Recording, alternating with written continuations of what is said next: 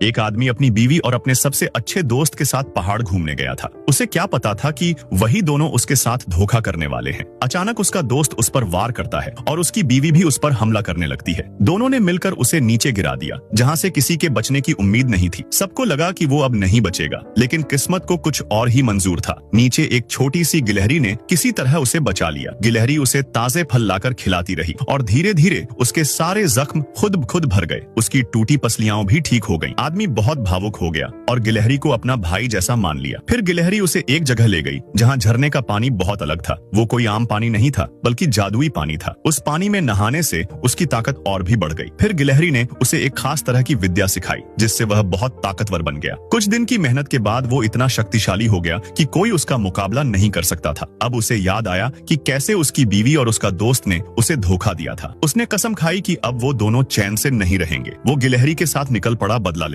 उसे खबर मिली कि दोस्त और उसकी बीवी जश्न मना रहे हैं। वो वहां पहुंच गया। जब दोनों ने उसे जिंदा देखा तो चौंक गए, पर दोस्त को शर्म नहीं आई। उल्टा उसने अपने गुंडों को कहा कि उसे मार डालो, लेकिन वो अब पहले वाला आदमी नहीं था। उसने उन सबको एक एक करके चुटकियों में हरा दिया। उसने दोस्त को एक जोरदार थप्पड़ मारा, फिर उसकी और बीवी की गर्दन पकड़ ली। अगर वहां खड़ी लड़की शाओ हुआ उसे रोकती नहीं तो शायद वो दोनों को वहीं खत्म कर देता। शाओ हुआ ने कहा, अगर तुमने उन्हें मार दिया तो तुम्हें जेल जाना पड़ेगा। सब शांत होने के बाद वो शाओ हुआ को घर छोड़ने गया, लेकिन वहां शाओ हुआ का चाहने वाला लड़का वहां आ गया। उसने उस आदमी को देखा तो लगा ये कोई गरीब सा है और उसने उसे लात मार दी, मगर उस आदमी ने उसका पैर पकड़कर जोर से खींचा और लड़का दर्द से चीख पड़ा। लड़का गुस्से में तुरंत फोन करके एक बड़े गुंडे को बुलाता है और कहता है कि इस आदमी को खत्म करो। उसी वक्त उसका दोस्त भी कुछ लोगों को लेकर उस आदमी के इलाके में पहुंचता है ताकि बदला ले सके। आदमी जैसे ही अपने घर की ओर लौट